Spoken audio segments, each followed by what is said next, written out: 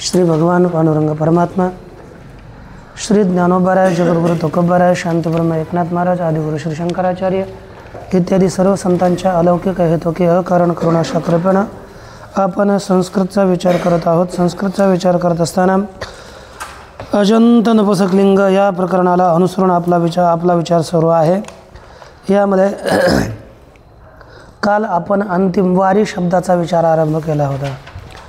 वारी वारी वारिणी वारिणी वारी वारिणी वारिणी वारणा वारिभ्याम वारिभिः या प्रकारे तृतीयापर्यंत विचार झाल्यानंतर चतुर्थीचा विचार आपण आरंभ करत होतो. तेव्हा म्हटलं की आता राहिलेला विचार आपण उद्या पाहूया. म्हणून वारी धन ये अशी स्थिती झाली. या स्थितीमध्ये आता एक सूत्र आलं. कोणतं? गेरंगीत. काय सूत्र आलं? तसं तर पहिला शेषो घ्य सखी, शेषो घ्य सखी या सूत्राने कशाची? वारी शब्दाची घे संज्ञा झाली. कारण की तिथं सांगितलेलं आहे पुल्लिंग स्त्रीलिंग तसं काय नाही. सखी शब्द भिन्न, रस्व इकारांत उकारांत सगळे शब्द सखी संज्ञक होतात, घी संज्ञक होतात. मग आता वारी आहे याचीही काय झाली? घी संज्ञा झाली. आणि घी संज्ञा झाली रे झाली. त्या अवस्थेत एक सूत्र आलं घेरंगीते. घेरंगीते घी संज्ञस्य गीती सोपी गुणा. गीत सुप पुढे असेल तर घी संज्ञक शब्दाच्या ठिकाणी काय होतं? गुण होतो. काय होतं? गुण होतो. मग आता घी पुढे कोणता आला? घी संज्ञक. गीत प्रत्यय आला हे. मग वारी इथे प्राप्त झाला गुण. ठीक. घेरंगीती या सूत्राने गुण प्राप्त झाला. आणि त्याचप्रमाणे इथे वारी शब्द नपुंसक आहे. त्यामुळे एकोची विभक्त या सूत्राने नुमागम प्राप्त झाला. आजादी विभक्ती पुढे असेल तर इगंत नपुंसकाला काय हो? नुमागम हो. काल झालं का सूत्र? इगंत नपुंसकाला नुमागम हो. आजादी विभक्ती पुढे असेल तर इथं आजादी विभक्ती पुढे आहे म्हणून वारी या शब्दाला नुमागम प्राप्त झाला. गीत प्रत्यय पुढे असल्यामुळे वारी या शब्दाला गुण प्राप्त झाला. दोनही सूत्र प्राप्त झाले असताना आता कोणतं सूत्र करावं? जर गुण केला तर एकोच विभक्त होणं नुमागम होणार नाही. आणि नुमागम केला तर घेरंगीतीनं गुण होणार नाही. दोघंही झगडा लागले. आपल्या आपल्या हिशोबाने म्हणतात की मी काम करणार, मी काम करणार. कारण की जर आता पाहू गेलो तर या दोघांचे क्रम पाहू गेलो तर 7 1 23. आणि घेरंगीती काय सांगा लवकर रे. बोला बोला. घेरंगीती नाही, घेरंगीती 7 3. आता पहा हे 7 3 111 वाला आहे आणि 7 1 वाला आहे. म्हणजे पुढचं सूत्र कोणतं? घेरंगीती. अर्थात विप्रतिषेधे परम कार्यम या सूत्राने विप्रतिषेधे परम कार्यम या सूत्राने कोणाचं काम होऊ लागलं? पर. पुढचं सूत्र कोणतं? घेरंगीती. या सूत्राने पुढचं सूत्र असणार घेरंगीती. या घेरंगीती याचंच काम प्राप्त झालं. म्हणजे घेरंगीती या सूत्राने काय प्राप्त झाला? गुण प्राप्त झाला. किरणगीती या सूत्राने गुण प्राप्त झाल्यावर तो गुण तर करायचं नाही म्हणता आपण तर शिकलेलं, वारी ने वारी भ्या वारी भी वारी न, तिकडे सगळं गडबड होऊ लागलं. आता पण सूत्रामध्ये काहीच करता येईना आपल्याला. आपण आपलं विप्रतिषेध हे वगैरे लावलं तरी जमेना. मग आता कात्यायन ऋषीला वाटलं आता आपण गेल्याशिवाय यांचं काम होणार नाही. मग श्री कात्यायनजी मध्येच आले वार्तिक घेऊन, कारण कात्यायनजीचे वार्तिक आहेत. वार्तिकाचं काय म्हणणं आहे, उक्तानुक्ता दुरुक्तानं चिंता यत्र प्रवर्तते तम वार्तिकम प्राहु वार्तिकज्ञा मनीषिणा. म्हणजे जे सांगितलंय जे सांगितलेलं नाही आणि काही विरुद्धच सांगितलंय त्या तिघांविषयी ज्या ठिकाणी विचार होतो, ज्याच्यात विचार होतो त्याला वार्तिक असं म्हणतात. प्रस्तुत या ठिकाणी एक वार्तिक श्री कात्यायनजी देतात, ते म्हणजे पहा. वृद्ध्यौत्व वृद्ध्यौत्व वृद्ध्यौत्व वृद्ध्यौत्व वृद्ध्यौत्व वृद्ध्यौत्व वृद्ध्यौत्व तृज्वद्भाव तृज्वद्भाव वृद्ध्यौत्व तृज्वद्भाव गुणेभ्यो वृद्ध्यौत्व तृज्वद्भाव गुणेभ्यो वृद्ध्यौत्व मग तृज्वत करा. वृद्ध्यौत्व तृज्वद्भाव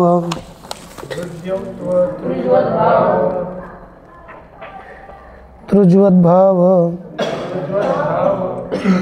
तृज्वद्भाव वृद्ध्यौत्व तृज्वद्भाव गुणेभ्यो गुणेभ्यो गुणेभ्यो नुम पूर्वविप्रतिषेधेन पूर्वविप्रतिषेधेन पूर्वविप्रतिषेधेन. आतापर्यंत काय होतं, परविप्रतिषेध होता, म्हणजे पुढच्याच्यानं मागच्याचा बाद करणं, त्याला परविप्रतिषेध म्हणतात. आणि मागच्यानं पुढच्याचा बाद करणं याला काय म्हणतात, पूर्वविप्रतिषेध. पूर्वविप्रतिषेधाचे जास्त जागा नाही, थोडंच काम आहे. सगळीकडे परविप्रतिषेधच आहे, परंतु मागे एक आपण सूत्र पाहिलं होतं, नुमचिर तृज्वद्भाव नुमचिर तृज्वद्भाव बेनुट पूर्वविप्रतिषेधेन. आणि हे काय, वृद्ध्यौत्व तृज्वद्भाव गुणेभ्यो नुम पूर्वविप्रतिषेधेन. हे दोन लक्षात ठेवा. याचा अर्थ काय पाहता, वृद्धी, दुसरं औत्व तृज्वद्भाव आणि गुण यापेक्षा पाहिल्यावर वृद्धी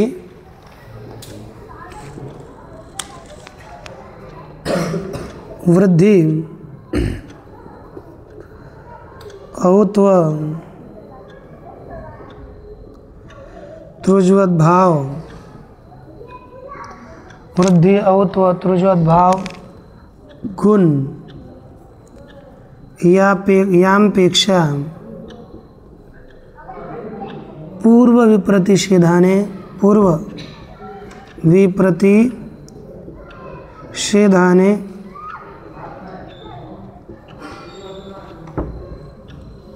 नुम आगम हो.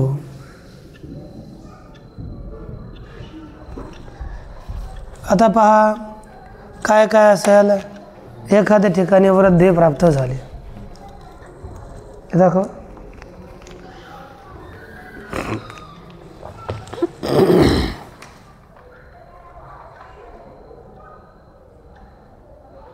कोणी होते, आता जर या का आपण एक शब्द घेतला समजा अतिसखी, नपुंसकलिंगी शब्द आहे, आणि याच्या प्रथमेचा प्रत्यय पुढे आला, कारण की आपलं काय सांगितलेलं आहे, पहिलं आपलं एक सूत्र येतं का सख्युर संबुद्ध, संबुद्धी भिन्न सर्वनामस्थान पुढे असेल तर, आता प्रथमेचं बहुवचन नपुंसकात श्री सर्वनामस्थानम सर्वनामस्थान संज्ञा होते, संबुद्धी भिन्न सर्वनामस्थान पुढे असेल तर काय, आता निद्वत भाव करणारं कोणतं सूत्र, सख्युर संबोध. यानं काय होतं, निद्वत भाव आणि आचय नीतीनं वृद्धी. मग जर अशा ठिकाणी निद्वत भाव आणि पुन्हा आचय नीतीनं वृद्धी प्राप्त झाली तरीसुद्धा अशा ठिकाणं वृद्धी करायची नाही, मग काय करायचा, नुमच आगम करायचा. याचा बात करून काय होणार, नुम.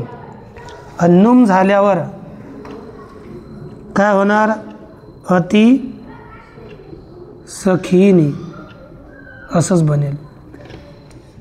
सखी नुम होईल तसं वारीनी. नुम झाल्यानंतर सर्वनामस्थानाच्या संबोध होणं पूर्व दीर्घ होईल. हे वृद्धीचं उदाहरण आहे. वृद्धी प्राप्त होते परंतु त्याचा बाध करून काय होता, गुणच होतो. त्याचा बाध करून काय होईल, वृद्धी होणार नाही, नुमच आगम होईल. बरं, दुसरा औत्व. आता औत्व समजा आपण घेतलं वारी आणि सप्तमीचे एकवचन गी पुढे आणलं. मग या ठिकाणी गीच्या ठिकाणी औ करणारं सूत्र कोणतं वर सांगा बरं. आता घी संज्ञा झाली याची, मग कोणता, घे रच्छ, अच्छ घे. मग अच्छ घेनं या गीला औ आदेश प्राप्त झाला की नाही. मग औ आदेश जरी प्राप्त झाला असला तर त्याचा सुद्धा बाध करून इथं काय होणार आहे, सप्तमीच्या एक वचनात नुमच होईल आणि मिळून दिलं तर काय बनेल, वारीनी. एक लक्षात ठेवा, उदाहरण वेगळे वेगळे आहेत. तिसरं उदाहरण आहे आपल्या कसं, तृजवत भाव. तिसरं उदाहरण काय झालं, तृजवत भाव. आपण आता काय केलं, एखाद्याला काय प्रिय होता, प्रियकृष्टो. प्रियकृष्टो, प्रियकृष्टू शब्द आहे. आणि प्रथमेचे बहुवचन आलं ही, कारण की आता प्रियकृष्टू असेल तर प्रिय म्हणजे प्रिय आहे, कोला झाला त्याला म्हणतात प्रियकृष्टू. तुला कोला प्रिय आहे का, दिल्यानंतर सांभाळशील ना, तर प्रियकृष्टू. मग आता प्रिय आहे, कोला झाला तो असा पुरुष. हे कोल्यावत, इकडे इकडे नाही, कोल्यावत करू नका म्हटलं, प्रियकृष्टू ही अशी स्थिती झाली. या स्थितीमध्ये आता इथं काय झालं, आता सर्वनामस्थान प्रत्यय पुढे आला रे आला तर आपल्याला कोणतं सूत्र येतं, सांगा बरं, तृजवत भाव करण्याकरता. पहिलं कृष्टूला कृष्टू करण्याकरता काय सूत्र आहे, कोणतं सूत्र आहे. मग इथं तृजवत कृष्टू या सूत्रानं काय प्राप्त झाला, तृजवत भाव प्राप्त झाला. काय प्राप्त झाला, तृजवत भाव. या ठिकाणी तृज प्राप्त झाला. मग सांगितलं तृजवत भाव जरी प्राप्त झाला असला तरीसुद्धा त्याचा बाध करून काय होणार, नुमच. मग काय झाला, प्रिय कृष्टू म्हणजे कोला ज्याला प्रिय असं कुल. कुल नपुसक आहे ना, मग इथं नुम आगम झाला, हे झाला दीर्घ होऊन रूप झालं प्रिय कृष्टूनी. काय आला, प्रिय कृष्टूनी. आणि चौथं आहे आपलं आता हे गुण. इथं गुण प्राप्त झाला होता का नव्हता, वारी धन हे घेरंगीतीनं काय प्राप्त होतं, आपलं प्रस्तुत उदाहरण आहे आपलं. घेरंगीतीनं गुण प्राप्त झालता. गुण जरी प्राप्त झाला असला तर त्याचाही बाध करून काय आगम होईल, नुम. मग काय झालं, वारी न ये आणि अटकुपांग नुम व्यवा ये पे. काय रूप सिद्ध झालं, वारीने. हो, समजलं का आता. म्हणजे हे तीन उदाहरणं लक्षात ठेवून चौथं उदाहरण आपलं कामाचं. आता हालादी प्रत्यय पुढे आल्या तर नुम आगम होत नाही. मग काय, वारी भ्याम बेस, वारी भे. पंचमी एक वचन अस आला तर नुम आगम होईल, वारी नह, वारी भ्याम, वारी भ्यह. अरे वारी भी काय लिहिलं मी काशा करता चतुर्थी आणि इथं वारिभ्य वारिभ्य पंचमी वारी नह ओस नम केला वारी नह नाम. आता तुम्हाला हे सुद्धा झालं वारी धन आम. आता तुम्हाला म्हटलं होतं इथं काय झालं आता या सूत्रांना स्वरादी असल्यामुळे एकोची विभक्त होणं नुम प्राप्त झाला. ठीक ना. एकोची विभक्त होणं काय झाला नुम आणि ह्रस्व नूट या नूट प्राप्त झाला. आता तू दोघंही आहे नच होणार आहे दोघांने पण एवढा भेद आहे. नुम हा शब्दाला होतोय मागच्या आणि नूट प्रत्ययाला होतोय. नूट कशाला होतो प्रत्ययाला आणि नुम कशाला होतो मागच्याला. समजा वारीन आम केलं तर वारी नाम ह्रस्व बनेल आणि वारी नामला नूट झाला तर नामीचे सूत्र येऊन मागच्याला दीर्घ होईल. एवढाच भेद आहे. मग आता इथे वारीन आम नुम करायचा की वारी धन नाम आपल्याला नूट करायचा दोघांचा झगडा झाला. मग आता काय करावं पाहिलं तर पुढचं सूत्र निघलं एकोची विभक्त होच. मग एकोची विभक्त होऊनच या ह्रस्वनद्यापोनोट सूत्राचा बाद होऊ लागला. त्याचा सुद्धा बाद करून पुन्हा ते मागचं वार्तिक आला. आता नुम चिरतृज्वत भावे ब्योनुट नुम तुम्हाला सांगितलं होतं एकोची विभक्त नुम यानं नुम प्राप्त झाला तर नुम नाही करायचा काय करायचा नूट करायचा. किती वेळ सांगितलं की नाही. मग इथे आपल्या नुमचिरतृज्वत भावेभ्यो नुमचिरतृज्वत भावेभ्यो नूट पूर्व प्रतिषेधेने यानं नुमचा बाद करून काय होईल नूट. मग काय आलं वारी धन नाम आणि ह्रस्वनद्यापो यानं काय झालं अरे अरे नामी सूत्रानं काय झालं दीर्घ तेव्हा रूप झालं वारी नाम. कळलं ना. हे दीर्घ करण्याकरता एवढं झगड झालं आपला. आता येते सप्तमी. हे पुसू का द्यायचं लिहून घ्या. वारी धनंगी वारी आलं की नाही. इथे आपल्याला आता उदाहरण दिलं होतं या ठिकाणी अच्छ घे या सूत्राने आऊ आदेश प्राप्त होता परंतु तो न होता नुमागम होईल आणि सप्तमीचं एक वचन बनेल वारिणी द्विवचन वारिणो आणि बहुवचन वारी धनसो वारिषो अशी स्थिती झाली. आता संबोधन आलं वारी धन सु वारी धन सु अशा प्रकारचं संबोधन आलं तर या ठिकाणी एक आपल्याला एक सूत्र येतं.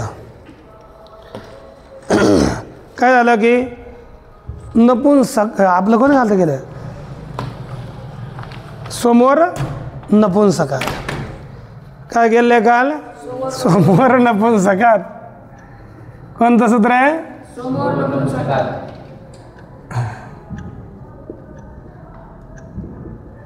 समोर नपुंसकात. हे काय सांग नपुंसकात पर समोर लुक नपुंसका पुढील सो आणि आमचा लुक हो. मग याचा काय झाला लुक राहिला वारी. आता वारी राहिला तर मागे तुम्हाला एक सूत्र शिकवलं होतं हल अजंत पुल्लिंगामध्ये.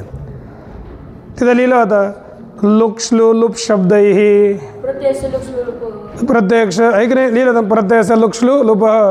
मग त्याचा अर्थ काय झाला लुक श्लू लुक शब्द ही क्रिया कृतम प्रत्यया दर्शनम क्रमात तत्तत् संज्ञम स्यात्. जर लुक शब्दानं प्रत्ययाचा लोप केला तर त्या लोपाला म्हणायचं लुक. श्लू न केला तर श्लू आणि लुप न केला तर लुप. मग आता या ठिकाणी प्रत्ययाचा लोप केला कोणत्या सूत्रानं कोणत्या शब्दानं लुक. मग या सूच्या लोपला काय म्हणायचं लुक. आणि लुक पुढे आहे काय पुढे आहे लुक पुढे आहे. मग लुक पुढे असताना आता मग इथं प्रत्यय लोप झालाय तर इथे आहे ना प्रत्ययाचा लोप झाला. प्रत्यय लोपे प्रत्यय लक्षणम एक सूत्र प्राप्त झालं. प्रत्यय लोपे प्रत्यय लक्षणम कारण की प्रत्ययाचा लोप झाला तरी तन्निमित्त अंग कार्य हो. मग आता या ठिकाणी प्रथमेचा बहुवचन एकवचन काय आलं सु. आता इथे एक सूत्र येतं गुण करण्याकरता. कोणतं बा सांगा ना. बरोबर कोणतं आहे. रस्वस्य गुण संबुद्ध. संबुद्धी पुढे असेल तर ह्रस्वाला गुण.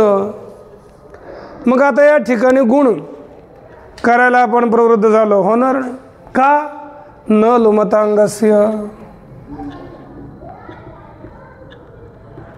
न लुमतांगस्य लुमता शब्देन लुप्ते तन्निमित्तम अंग कार्यम न स्यात्. म्हणजे लुमता शब्दानं लोप झाला असता त्याला मानून अंग कार्य होऊ नये म्हणे ह्रस्वस्य गुण या सूत्रानं काय होणार नाही. इथे गुण होणार नाही असं झालंय दिसायला लागलं आपल्याला. परंतु या ठिकाणी आपण एक शास्त्रार्थ करू. पूर्वपक्ष आला. पूर्वपक्ष म्हणू लागला महाराज तुम्ही जे एकोचे विभक्त सूत्र दिलं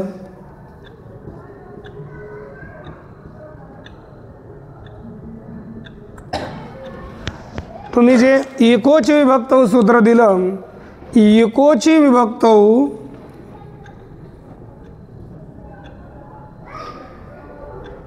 या सूत्रामध्ये है ना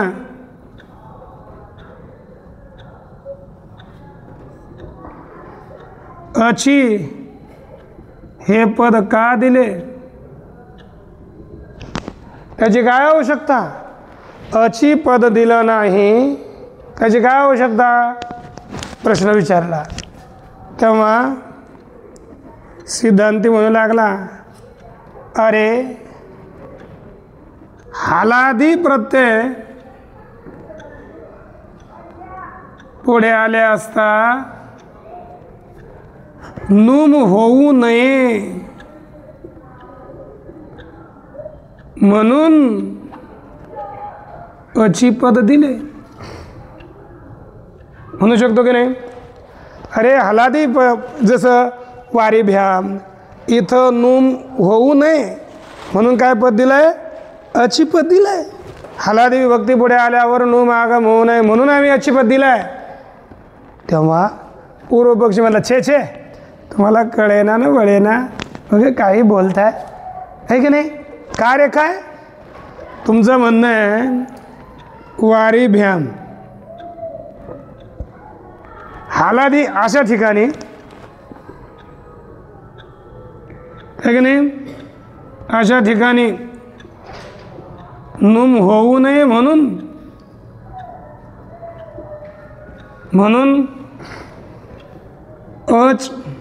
अची पद दिले आज म्हणणं ठीक नाही. असं म्हणणं काय नाही ठीक नाही का. तो म्हणतं ऐका नुम आगम केला तरी पहा वारीन व्याम असा नुम आगम केला तरी आहे की नाही. नुम आगम केला तरी सुद्धा न लोप प्रातिपदी कांतस्य याने त्याचा लोप होईल. त्याचा लोप होईलच ना. मग तिथं नसावा नुमच नाही पाहिजे ना. मग त्याचा नलोप प्रातिपदिकांतस्य या सूत्रानं त्याचा लोप होणारच आहे. मग हो न हो तिथं हरिभ्यामच रूप सिद्ध होत आहे. म्हणून अची पद व्यर्थ आहे.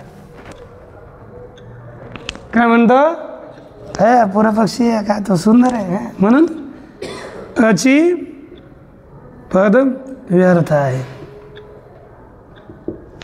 शास्त्रात होतं बरं का इथे लिहिलेलं आहे पोरांकडे.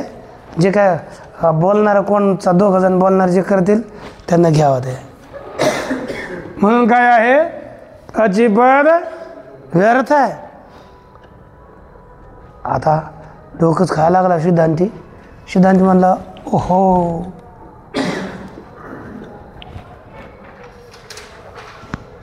तो काय म्हणला हे योग्य नाही.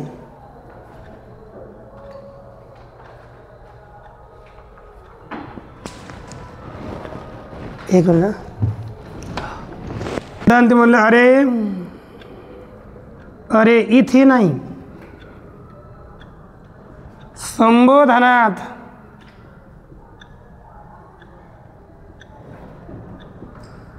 नुम आगम होऊ नये म्हणून अचिपद दिले. कशात? इकोची विभक्त सूत्रामध्ये अचिपद का दिलं?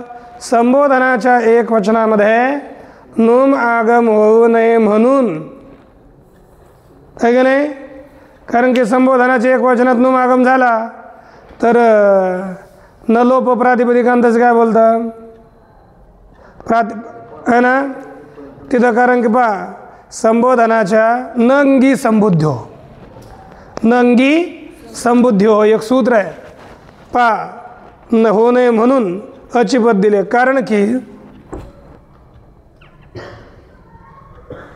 हे ना हो नये म्हणून पद दिले.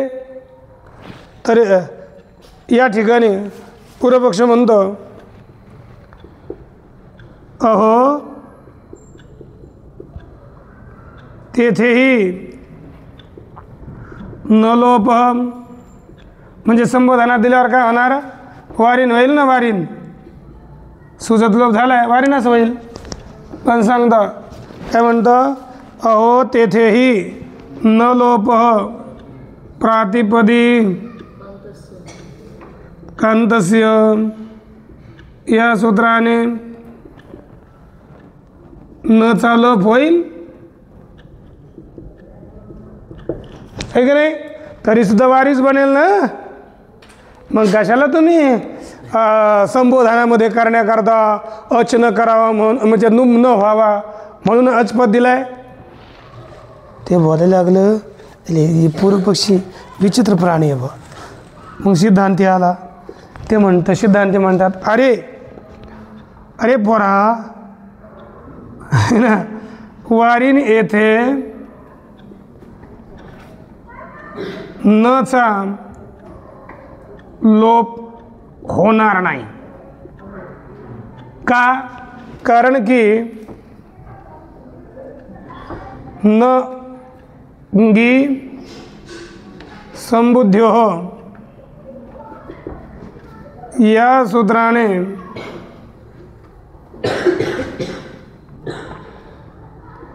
संबोधन पुढे असेल तर नचा लोप होऊ नये म्हणून सांगितले आहे. त्यांनी सांगितलं संबोधन पुढे असेल तर नचा लोप होऊ नये. मग या ठिकाणी तर संबोधन पुढे असलं आणि ते नुम झाला तर त्याचा लोप होणार नाही आहे, म्हणून अचिपद दिलं. आता ते अच नाही म्हणून नुम होणार नाही. हे पूर्वपक्ष म्हणाला हा, पूर्वपक्ष म्हणाला काय ना, अहो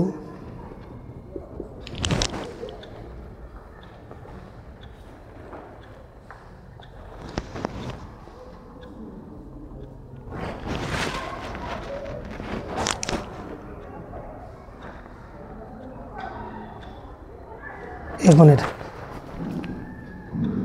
न लुमतांगस्य या सूत्राने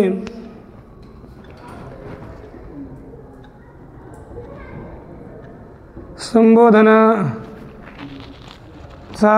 म्हणजे या सूत्राने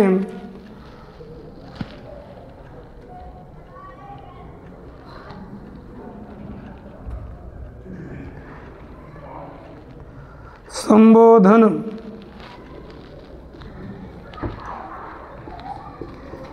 निमित्तक अंगकार्य नुम होणार नाही. कारण ते सांगतं ना, जर लुमता शब्दाने लोप झाला असेल तर तन्निमित्तक अंगकार्य होणार नाही, म्हणजे नुमच होणार नाही संबोधनात. न लुमताने सांगितलं आहे की संबोधनामध्ये लूक झाल्यामुळे संबोधन पुढे असेल तर, आता विभक्तीच पुढे नाही ना, तर तन्निमित्तक अंगकार्य होणारच नाही आहे. विभक्ती पुढे असेल तर नुमागम होईल ना, विभक्ती पुढे असेल तर इगंत अंगाला नुमागम हो, असा अर्थ करावा लागेल अत सोडून दिल्यावर. अरे संबोधनाचा लोप झाल्यामुळे न लुमता अंगस्य या सूत्रानं नुमागमच होणार नाही, तर त्याच्या वारणाकरता आची द्यावं, हे की नाही, होणार नाही. तर त्याच्या वारणाकरिता अची पद देणे व्यर्थ आहे. अची पद देणे व्यर्थ आहे. हा, मग सिद्धांत म्हणले बरोबर.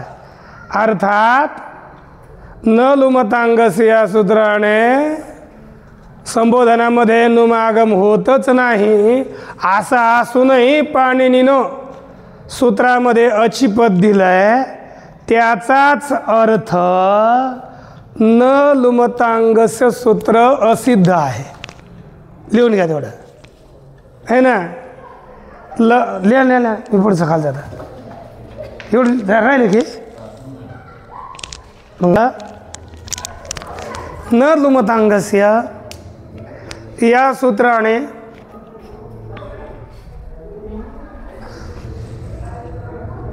लूक निमित्तक अंगकार्य होत नाही.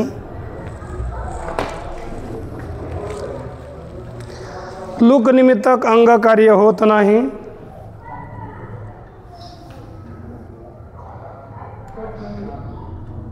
असे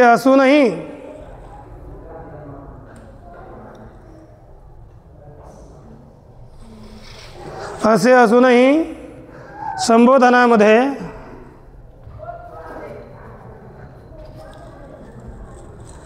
नुम आगम होऊ नये म्हणून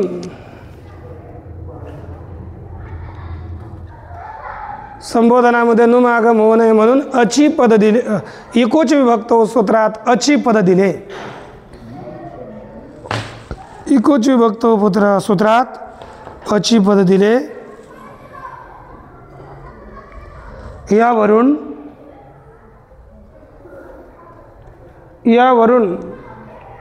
न लुमतांगस्य हे सूत्र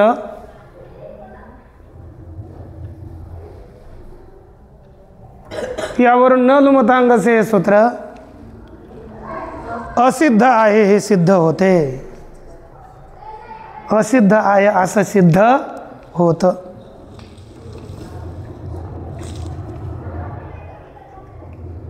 ठीक आहे ना. असिद्ध आहे असं सिद्ध होतं, आहे ना. जेव्हा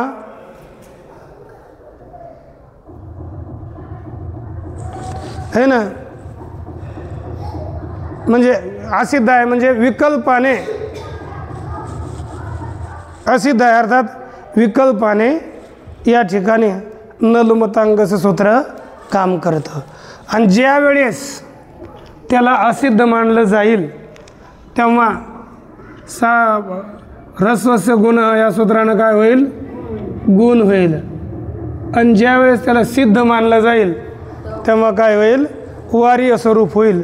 म्हणजे संबोधनाचे एकवचनाचे दोन रूप होतील. हे वारी वारे, द्विवचन वारिणी, बहुवचन वारिणी. या प्रकारे तुमचा या ठिकाणी हा वारी शब्दाचा विचार झाला. बाकीचा विचार उद्या. ओम पूर्णमदः पूर्णमिदं